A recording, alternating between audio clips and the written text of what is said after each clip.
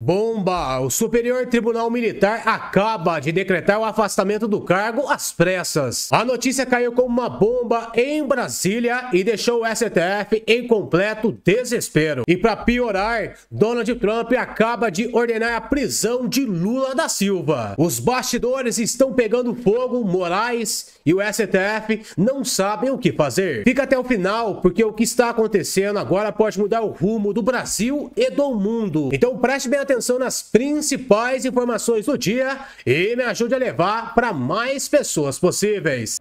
Pelo amor de Deus, é impressionante como o Lula tende a ficar do lado errado. Mas o pau quebrou, literalmente o pau quebrou dentro do Itamaraty. Olha só, o Mauro Vieira é o chanceler do Brasil. O chanceler é o cara que fala em nome do país para o plano internacional. Então, por exemplo, quando rola, sei lá, quando o Milei declarou o PCC e Comando Vermelho como organização terrorista, quem tem que vir a público falar se concorda ou não concorda com isso é o Mauro Vieira, é o chanceler em nome do presidente da República. Então veja a responsabilidade de um chanceler. Agora, causas internacionais, também a fala do chanceler, mesmo que sem autorização do presidente, ou seja, mesmo que o Lula não falou, é como se tivesse dito. Afinal, o Lula escolheu ele para falar por ele. O Mauro Vieira veio dar uma declaração no meio do conflito que os Estados Unidos está tendo com a Venezuela. Que no meio de tudo isso, vai estar do lado de quem? Da Venezuela. Pois é.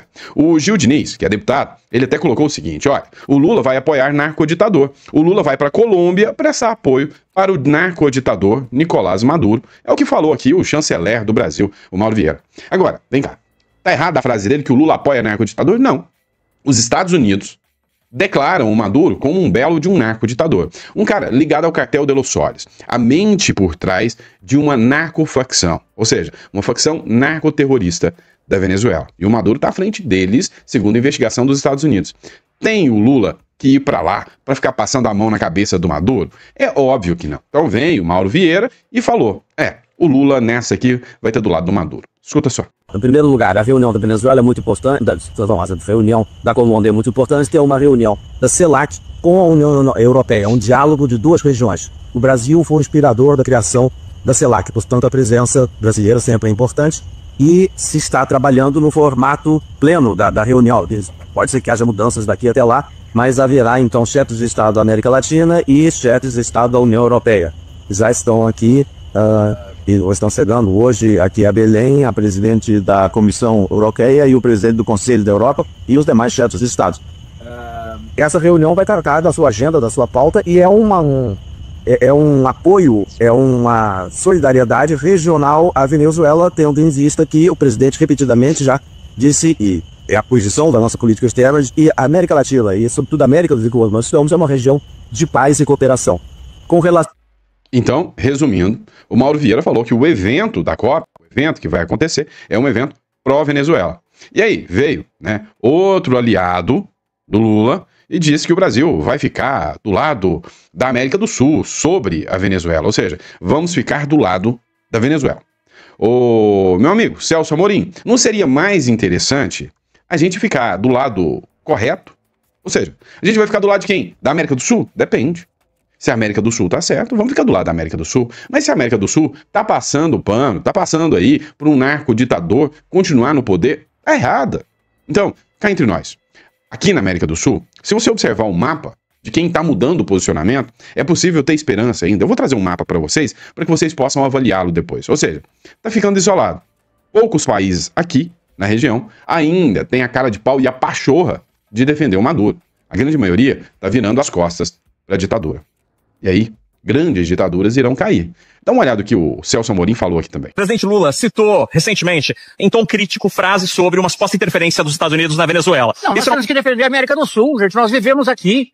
O Brasil tem fronteiras com 10 países da América do Sul. Então é diferente, nós não estamos discutindo uma coisa distante, que você pode discutir por razões humanitárias, ou políticas, ou geopolíticas. Nós estamos discutindo uma coisa que é na nossa fronteira, praticamente. Então é isso. Estamos discutindo uma coisa que é na nossa fronteira. Mas o Brasil tem que ficar do lado certo. Isso é fato.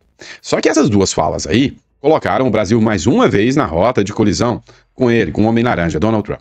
E aí deu o maior quebra-pau dentro do Itamaraty. O Lula não gostou nada disso aí, porque não era a hora de falar sobre isso e colocar o Lula de novo, né, na mira do Trump. Afinal, o Lula tá querendo mais uma fotinho do lado do Trump, né? Talvez seja o ídolo dele. Ou seja, segundo a Globo News, segundo a Central Globo News, o chanceler Mauro Vieira levou um enorme puxão de orelha após falar em solidariedade à Venezuela, né? Então, segundo ele, até o Lula ficou irritado.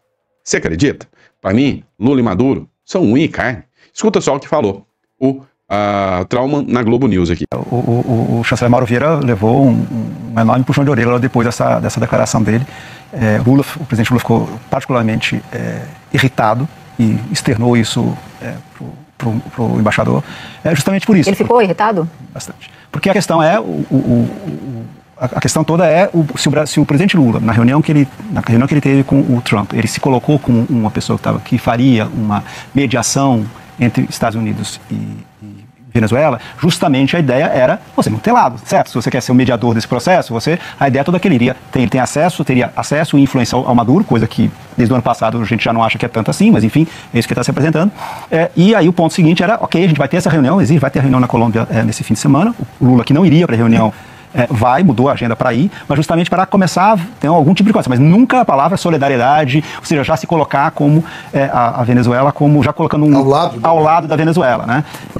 O presidente Lula ainda não perdoa as atas não entregues do Maduro, acho que o Maduro usou o Brasil, acho que o Maduro foi, e depois, enfim, ele até hoje não foi perdoado, tanto a gente lembra que o Brasil fez todo o possível para que a Venezuela não entrasse nos BRICS, e de fato a Venezuela foi recusada nos BRICS justamente por um veto do Brasil. Lula, né? Posso achar alguma coisa nisso? Acha tudo o que você quiser. Eu acho que são dois equívocos, né? O primeiro equívoco é esse de dizer que vai prestar solidariedade ao Maduro. Porque você pode muito bem, num certo momento, dizer o que o presidente disse e eu concordo com ele. Que intervenções militares muitas vezes causam mais problemas do que os problemas que elas tentam evitar. Claro, aí, perfeito. E aí você está falando sobre intervenções militares. Quer dizer, não tem nada de solidariedade com o Maduro. Não. Porque eu fui contra a guerra do Iraque, o Merval viu aquela discussão com o inglês lá em Paraty. Qual discussão? Sobre a guerra do Iraque. Quer dizer, você pode ser contra a guerra do Iraque sem ser solidário. Sem ser a favor do Iraque, é óbvio. Não acha? Não, claro. Vou tirar isso aqui, né? Porque haja paciência para ter que aguentar isso aqui. Mas resumindo, né? Essa turminha tá com a batata assando. Eles sabem que se a Venezuela cair, muita gente que é ligada à Venezuela vai entrar no caldo do angu também. Todo mundo sabe disso. E eu quero ver a porca torcendo o rabo, eu quero ver o Maduro caindo, eu quero ver o Maduro seguindo aquilo que o ditador da Nicarágua, Daniel Ortega, falou. Ele falou que se o Lula não der apoio incondicional e irrestrito ao Maduro, ele pode contar umas coisinhas que ele sabe sobre o Lula. E eu tô louco pra saber, eu sou curioso. Eu sou uma pessoa super curiosa, eu quero saber quais são as coisinhas que o ditador da Nicarágua, Daniel Ortega, tem pra contar sobre o Lula se o Maduro cair, né? Mas enfim, agora o Itamaraty teve que remendar, né? Consertar o que o Mauro Vieira e o que o Celso Amorim falaram. Radicais, os dois. Brasil discorda de Maduro e diz que a frota dos Estados Unidos no Caribe não viola o tratado nuclear. Ou seja, quando o Itamaraty emitiu essa nota, o Maduro encarou isso aqui como uma traição. Será que o Maduro vai contar alguma coisinha? Não sei. Apesar das críticas à mobilização militar nos Estados Unidos no Caribe, o governo do presidente Luiz Inácio Lula da Silva discordou da Venezuela em um fórum internacional e afirmou que a presença de embarcações de guerra americana na região não viola o tratado que proíbe armas nucleares na América Latina, não. Além da divergência sobre a interpretação do tratado de Tlatelolco, a posição brasileira foi influenciada pela própria aspiração do país de desenvolver um submarino de propulsão nuclear, né? O Brasil está querendo desenvolver um navio nuclear, um submarino nuclear. No fim de agosto, o regime de Nicolás Maduro apresentou uma queixa ao secretário-geral da ONU, Antônio Guterres, contra o que chamou de suposta política de assédio do governo de Donald Trump contra a Venezuela. Semanas antes, o governo Trump havia iniciado deslocamentos sem precedentes de forças militares para a costa venezuelana e outros pontos do Caribe, sob o argumento de combater cartéis do tráfico de droga, classificado pelo republicano como cartéis narcoterroristas. Pra valer, né? Agora, nós vamos mudar de assunto. Vamos falar de uma perda irreparável para a direita. Por favor, não chore quando eu falar dessa matéria para você. Por favor, não pense que você perdeu o melhor deputado de todos os tempos, uma coisa que representa o Brasil e o povo brasileiro, e que a direita perdeu este ser iluminado. Pois é, lembra do Tiririca? O Tiririca viu o Romário, jogador de futebol, abandonando o Bolsonaro e dando uma cheirada de cangote no Lula. E o Tiririca Resolveu fazer igual. Matéria aqui do Política ao Vivo. Após Romário, Tiririca abandona Jair Bolsonaro e vai para a base do Lula. Olha, é mérito ser palhaço. O que não é mérito é ser palhaço na política. Outra crítica é que eu falei que essas articulações políticas, só porque a pessoa tem chance de ser eleita, às vezes é bem imbecil. É bem imbecil. Vamos lá, Romário foi uma vergonha para a política brasileira ao ter um discurso e se voltar contra o seu eleitorado. Agora o Tiririca não. A vergonha não é o Tiririca, é o eleitor do Tiririca. Esse sim. Mais vergonha ainda é quem do PL, de que se diz de direita, lá apoiando o Tiririca e falando que ele seria um nome importante para a direita. O deputado federal Tiririca anunciou nesta quarta-feira a sua saída do PL, partido do ex-presidente Bolsonaro. Na Câmara, desde 2011, o parlamentar agora faz parte do PSD, que está na base do presidente Lula. A informação é da colunista Igor Gadelha, do Metrópolis. Além da mudança de legenda, o político também trocou seu domicílio eleitoral, uma vez que foi eleito por 3 vezes em São Paulo. Viu que não vai dar conta mais. Quase não ganhou em São Paulo. Passou por isso aqui para perder. Que pena que não perdeu. E agora vai pro Ceará tentar, né? Tiririca tornou mais um político famoso que deixou a base Bolsonaro. Em agosto, o ex-jogador e senador Romário apagou suas fotos e decretou o fim da relação com o Bolsonaro. E aí tá aqui também, né? A Conexão Política também tratou, né? Tiririca, o Pleno News, perdão. Tiririca troca PL pelo PSD, muda domicílio eleitoral para o Ceará. O deputado federal e humorista Tiririca, né? Fazia humor, né? Com a cara do brasileiro, né? Oficializou nessa quarta-feira sua filiação ao Partido Social Democrata e a transferência de domicílio eleitoral de São Paulo para o Ceará, seu estado natal. A mudança marca o fim de sua trajetória no PL, partido pelo qual exerceu 4 mandatos consecutivos na Câmara dos Deputados. 3 enquanto Partido da República e 1 após a legenda voltar a usar a nomenclatura Partido Liberal. O anúncio foi confirmado nas redes sociais do parlamentar e líderes da legenda em nota divulgada pelo PSD. Tiririca afirmou estar animado com o retorno às origens. E aí tem aqui o vídeo, né, do Tiririca aqui. Pois é. Vamos, se Deus quiser, fazer um mandato fantástico, um mandato sensacional e sério, sem palhaçada. Porque eu não gosto de... Dá um beijo na boca. Eu não gosto de palhaçada. mas é... E eu conto com o apoio de todos vocês. É o Tiririca, tô no Ceará, tô de volta pra minha terra. Tamo juntos. 5-5! É nóis! Sabe o que eu acho ruim da República das Bananas, né, do modelo aplicado nas Repúblicas das Bananas? Cada estado escolhe a meleca que quer, né?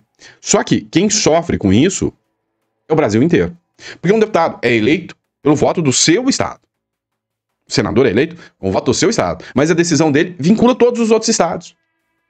E aí vai lá. São Paulo deu esse presente amargo pro resto do Brasil. Sabe? A atuação deveria ser bem mais localizada. Ou então, sinceramente, deputado federal, independentemente do seu estado, deveria ser eleito a nível nacional. O Brasil inteiro deveria ter o direito de votar nos seus candidatos. Né? Que tal você aí de São Paulo votar no Nicolas Ferreira?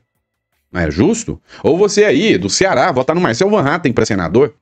Seria bem mais interessante. Afinal, eles tomam decisões para o Brasil inteiro deveria decidir. Vocês concordam com isso? Eu acho que sim. E se você observar, proporcionalmente, os estados do Norte e Nordeste, proporcionalmente a sua população, elegem muito mais deputados e senadores do que os demais estados. Se você observar, você pega o estado de São Paulo, tem 3 senadores para defender o estado inteiro. Enquanto, se você pegar, por exemplo, o Rio Grande do Norte, que é um tiquito perto do estado de São Paulo, também tem 3. Ou seja, olha a desproporcionalidade relativa às pessoas que existe, né? Então, tá tudo errado nessa República das Bananas. Mas vamos lá, bora entender um pouquinho mais. Pense bem, tem um monte de gente falando, tá vendo? O Donald Trump arregou, covardão, o laranja ficou vermelhinho de vergonha, de medo. Pois é, pera aí, calma, calabreso, que o negócio não é bem assim. Vamos entender de verdade o que está acontecendo com essa matéria da CNN. O governo de Donald Trump disse ao Congresso norte-americano que não tem uma justificativa para atacar a Venezuela, não. Ué, então Donald Trump não tem o porquê ter mandado aqueles militares e não tem justificativa? Mas que coisa estranha é essa? Calma que eu te explico. Autoridades do governo Trump disseram a parlamentares americanos nessa quarta-feira que os Estados Unidos não estão planejando lançar ataques dentro da Venezuela e não tem justificativa legal para ataques contra alvos terrestres nesse momento. De acordo com fontes, a reunião foi conduzida pelo secretário de Estado Marco Rubio, pelo secretário de Defesa Pete Hegseth e por um funcionário do gabinete de assessoria jurídica da Casa Branca. Ou seja, eles tiveram, né, que dar ali o seu parecer. Durante uma sessão fechada, os legisladores foram informados de que um parecer anterior não autoriza ataques dentro da própria Venezuela, ou que qualquer outro território, disseram 4 fontes. O parecer existente do escritório de assessoria jurídica inclui uma lista de 24 cartéis de organizações criminosas diferentes com base na América Latina. E a gente não sabe qual é essa lista. Inclusive, se tem o Brasil ali dentro. Que, de acordo com o documento, o governo está autorizado a combater. Não pode invadir o país, mas combater essas organizações que são terroristas, sim. Então, a primeira coisa aqui, que eu tô vendo um monte de esquerdista espalhador de fake news dizendo, olha lá, o Trump recuou, olha lá, ele não vai falar nada. Pois é, primeiro, você precisa entender o seguinte, o relatório diz que sim, há uma guerra, e com base nessa guerra, os Estados Unidos estão liberados para combater esses cartéis de drogas, por enquanto, na região do mar ali, né, ou seja, no oceano, mas que, se necessário fazer incursões dentro do território, pode. Esse é um ataque ou uma invasão ao território? Não, é um combate ao narcoterrorismo. Esse é o primeiro ponto. Então não tem nada disso. Segundo, digamos que o Donald Trump tivesse uma estratégia de realizar uma invasão. Você acha que ele é burro o suficiente de falar aos quatro cantos, não, eu tô indo invadir aí a Venezuela, ó, dando a narrativa pra eles? Não. O Trump tá fermentando ali. Olha, eu, sinceramente, acho que mais cedo ou mais tarde o Donald Trump vai acabar agindo. Mas ele tá esperando um momento, uma falha, uma ação, algo que o Maduro tenha que fazer pro Donald Trump falar, olha, apertou o gatilho, agora eu tenho minha deixa, e agora o bicho vai pegar. Inclusive, a Caroline Leavitt, né, tem que ser mais chique, Caroline Leavitt, né, essa mocinha de 20 e poucos anos, guerreira, assume um dos postos mais importantes do mundo, mas que as feminazes odeiam ela, né, ela disse o seguinte, olha, o Trump e os Estados Unidos não tem medo de usar força militar contra outros países, não. Se precisar dar um pimba na gorduchinha na Venezuela usando as forças militares, vai utilizar. A secretária de imprensa da Casa Branca foi questionada durante a coletiva sobre supostos casos de censura e tentativas de impedir que candidatos concorram em eleições em países na Europa e no Brasil. Caroline Leavitt disse que para Donald Trump a liberdade de expressão é a questão mais importante atualmente e por isso os Estados Unidos aplicaram sanções e tarifas contra o Brasil. O presidente Trump não tem receio de usar a força econômica e militar dos Estados Unidos para proteger a liberdade de expressão ao redor do mundo, disse a porta-voz. Fontes diplomáticas afirmam que uma condenação do ex-presidente Jair Bolsonaro poderia servir de munição política para que a Casa Branca adote novas medidas punitivas contra o Brasil.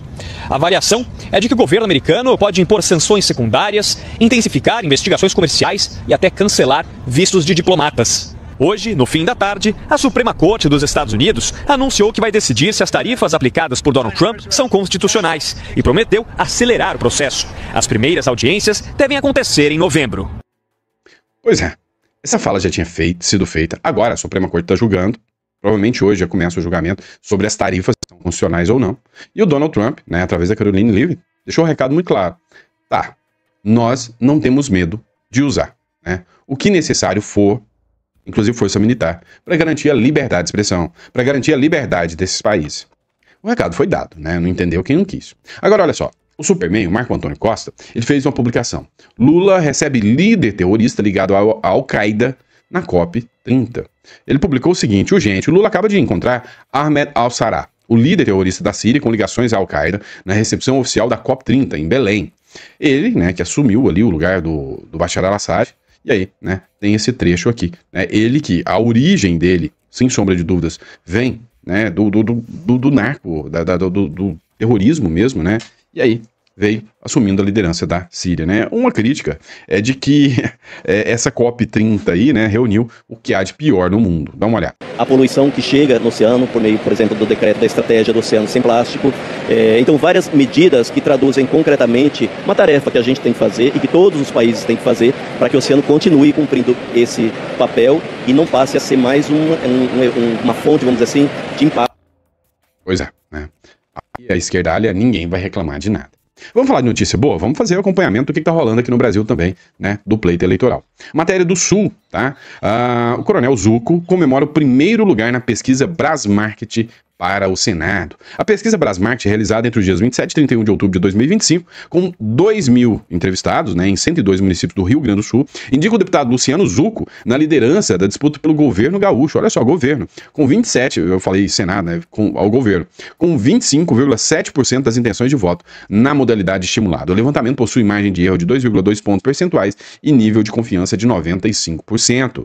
Na sequência, aparecem Edgar Preto, 15,4%, e Juliana Brizola, 9,6%. Depois estão Gabriel Souza e Covatti Filho, Paula Mascarenhas e Marcelo Maranata. Votos em branco ou nulos somam 6,4% e 31% dos entrevistados não souberam ou não responderam. Olha só que impressionante, né? Um número marcante aí do número de pessoas que disseram que não sabem em quem vão votar, né? Então, cara, tá virando uma caixinha de surpresa para 2026, né? Então, 2026 vai ser uma caixinha de surpresa. Espero, né, que o Rio Grande do Sul escolha bem e escolha melhor do que escolheu da última vez.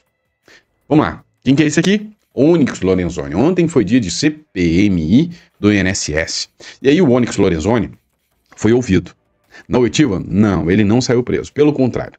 Ele desmontou um monte de narrativas e, inclusive, foi elogiado pela sua gestão, inclusive por figuras que estavam dentro da CPMI investigando, porque não se furtou a responder nenhuma pergunta, não recorreu ao STF para pedir habeas corpus e demonstrou, por A mais B, que durante a gestão Bolsonaro os descontos diminuíram. Somente durante a gestão Lula é que os descontos aumentaram. Acompanha. Eu creio que o depoimento prestado hoje, o ex-ministro da Previdência, à CPMI do INSS, esclareceu que o governo Bolsonaro foi o único governo que adotou medidas de combate à fraude nos últimos 34 anos. Não há como negar que nós perseguimos de maneira obstinada impedir que aposentados e pensionistas fossem lesados. Desde o momento que eu fui ministro da transição, passando do governo Temer para o governo Bolsonaro, quando nós organizamos o governo, tomamos a primeira medida, que era de estabelecer um conjunto de ações que tinham como objetivo combater fraudes, não apenas do desconto associativo, em várias outras áreas da atividade do INSS. E ficou isso cabalmente demonstrado ao longo da sequência dos anos pelo número de instruções normativas e decretos emitidos pelo nosso governo. Portanto, é a verdade quanto à narrativa. Como a gente sabe, a verdade sempre vence.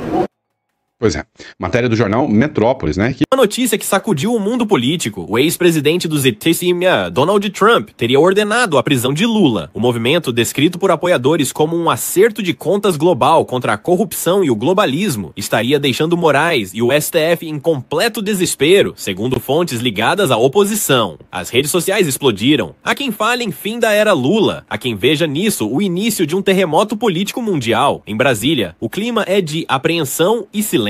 Enquanto isso, milhões de brasileiros comemoram nas ruas e nas redes. A justiça finalmente chegou. Espalhe essa notícia. Comente. Será esse o divisor de águas que o Brasil esperava? Compartilhe e mostre que a verdade não pode mais ser escondida. Esse aqui é de partir o coração mesmo. Gilmar Mendes, o decano da nossa Suprema Corte, a mente por trás de todo esse estrago no judiciário brasileiro, que acabou com a credibilidade da nossa Suprema Corte, preparou mais um evento. Esses eventos onde ele se coloca como epicentro de toda a soberania e da inteligência democrática, né, o nosso ministro que mais gosta de dar entrevistas. Então ele prepara um evento na Argentina. Ele vai para a Argentina para fazer esses eventos de que ele é o grande herói do mundo democrático. Só que na Argentina tem centenas de brasileiros que tiveram que fugir das garras ditatoriais da nossa Suprema Corte para ir morar lá. E esta é a primeira vez que Gilmar Mendes é confrontado frente a frente com um prisioneiro político que está exilado na Argentina. Então começou em partes. Primeiro, esse aqui era a transmissão oficial do evento.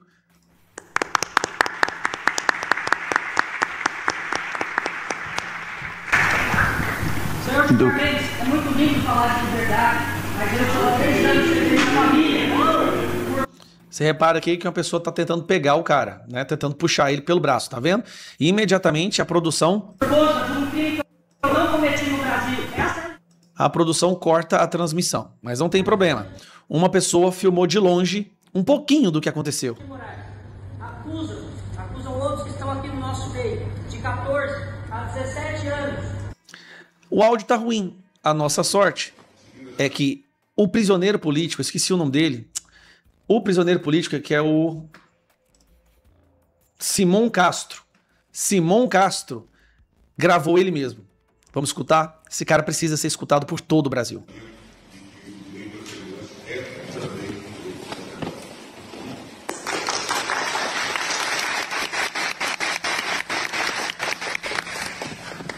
Senhor Gilmar Mendes, é muito lindo falar de liberdade, mas eu estou há 3 anos sem ver minha família por conta de um crime que eu não cometi no Brasil. Essa é a liberdade que eles estão falando. Eu não vou fazer trabalho aqui. Eu só estou falando, Gilmar Mendes, só me escute, só um minuto. Se tem democracia, deixa eu falar, eu não vou te agredir, não vou te xingar. Só deixa eu falar. Eu estou há 3 anos sem ver meus filhos por o crime do 8 de janeiro, que eu não cometi crimes lá. Não cometi. Não tem provas lá. Estamos sofrendo por um crime que muitos cometeram sim, e aqueles que cometeram têm que pagar. Mas eu, Gilmar Mendes, estou há 3 anos sem ver meus filhos. O senhor tem feito um papel de juiz, de julgar sim no STF isso. O senhor tem feito um bom papel.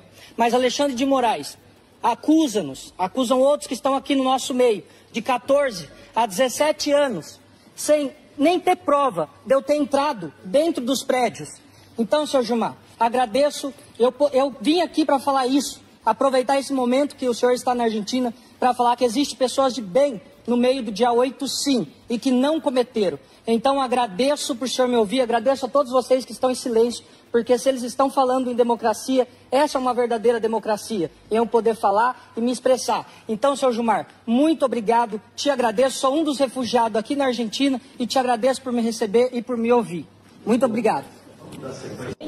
Todos falaram sobre a democracia e agora eu estou saindo. Então você não vem querendo ir. Você não é palestrante? Não sou palestrante.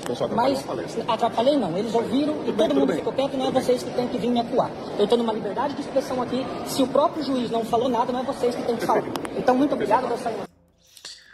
Pessoal. E aqui ele na frente, fazendo mais uma declaração. Compartilha esse vídeo, pessoal. Falamos que viemos, estamos aqui na frente da faculdade, onde está acontecendo o evento Fórum de Buenos Aires hoje, onde tem ministros brasileiros, tem ministro do governo Lula, e estamos aqui sofrendo uma perseguição política por Alexandre de Moraes, o juiz que está perseguindo nós, dando condenação de 14, 17 anos, e vem aqui na Argentina falar sobre democracia, onde no Brasil não se pode falar porque eles prendem, eles condenam. Então, como que eles saem do Brasil para vir falar sobre democracia aqui na Argentina? Então, hoje está acontecendo esse movimento do Fórum de Buenos Aires, onde temos o juiz Gilmar Mendes, onde está falando e inaugurando seu livro sobre a democracia. Somos perseguidos e estamos aqui buscando a verdade, buscando SOS Donald Trump para que mude a nossa história. Pessoal... Cara, o nome dele é Simão Castro, ou Simon Castro. Há 3 anos sem ver a família dele, sem ter cometido crime algum. Essa é a verdade, gente. Essas pessoas não cometeram crime algum, tá?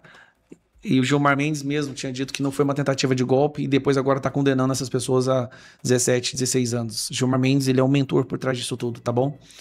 Cara, é muita indignação, bicho. Quando é que esse Brasil vai virar? Vai dar certo, cara? Quando é que isso vai acabar?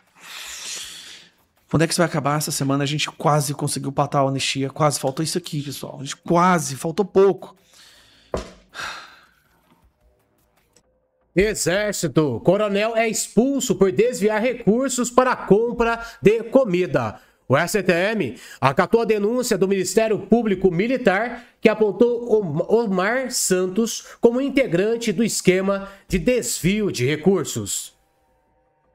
Um tenente-coronel foi expulso do Exército Brasileiro pelo Superior Tribunal Militar, o STM. A corte entendeu que o militar participou de um esquema de fraudes em licitações para fornecimento de alimentos às tropas da força.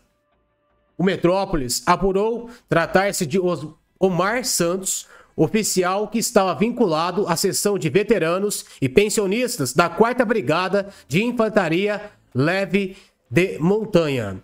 O esquema foi descoberto após a Operação Salva, deflagrada pela Polícia Federal PF em 2006. O STM decidiu, por unanimidade, declarar indignidade para oficialato, determinando a perda de seu posto e da sua patente. A sentença foi publicada em 24 de outubro. A decisão acompanhou o entendimento do Ministério Público Militar após a condenação do oficial de Justiça Militar da União e a conclusão do processo de conselho de justificação instaurado pelo comandante do Exército na esfera administrativa. Em Brasília, o MPM identificou um núcleo ligado à Diretoria de Suprimentos do Exército, responsável por liberações indevidas de recursos que mantinham o esquema ativo, sempre associado a vantagens financeiras indevidas a oficiais envolvidos.